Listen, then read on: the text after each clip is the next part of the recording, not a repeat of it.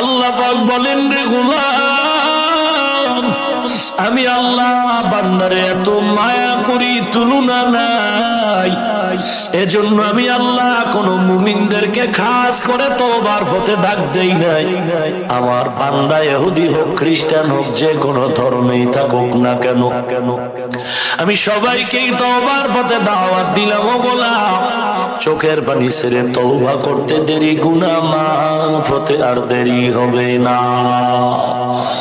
या इलाही तू मेरा माबूद है, या इलाही तू मेरा माशूक है, या इलाही मुझसे मुझको दूर कर, ताकि देखो मुझ में तुझको एक नज़र।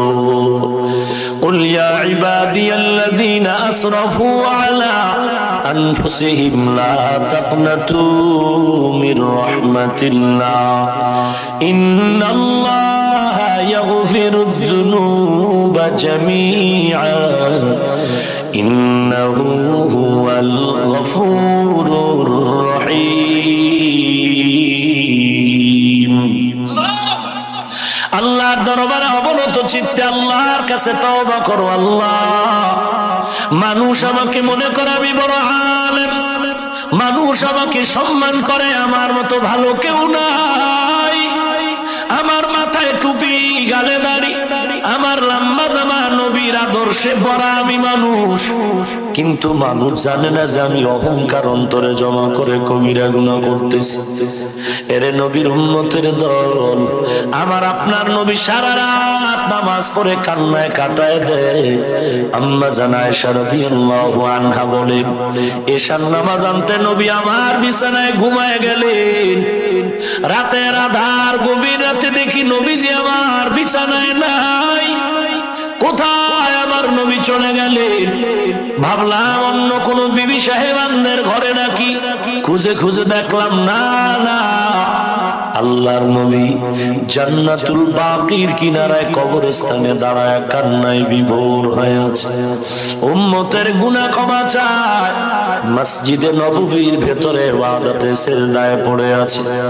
এমন একজন সাহাবীর নাম এই জমিনে পাওয়া যাবে না যে আল্লাহর দরবারে কান্না করে নাই, তওবা করে নাই, রাত জাগে নাই। অতএব এতের মতো এত দামি আল্লাহর প্রিয় বান্দা যদি সারা রাত আল্লাহর কাছে কান্না করে, ইবাদত করে, আপনি আমি তো কিছুই না। অতএব নিজের জীবনের অস্তিত্ব সব কিছু বিলীন করে দেই। আমার বাড়ি, আমার গাড়ি, আমার টাকা, আমার সব, চোখ দুটো বন্ধ করে দেখলাম কিছুই আমার না। দুনিয়াতে যাদের আমি আপন মনে করি কেউ না, আমার গায়ের জামাটা পর্যন্ত আমার না। আল্লাহ যদি আজরাইল পাঠায় দেয়, আমার আপন জনেরা বেলেট দিয়া গায়ের জামা কাপড় কেটে রেখে দিবে, সাদা 3টা কাপড়ের বাসিন্দা বানায় কবরে পাঠায় দিবে। অতএব কোন দিন ডাক আসবে জানা নাই। অতএব আজকে থেকেই আল্লাহর দরবারে তওবা করে ক্ষমা চাই। ও মালিক, তুমি আমাদেরকে মাফ করে দাও, জীবনে আর কোনোদিন গুনাহর কাছেও যাব না। আল্লাহ আমাদের তওবা করার মতো তৌফিক দান করেন, আমিন।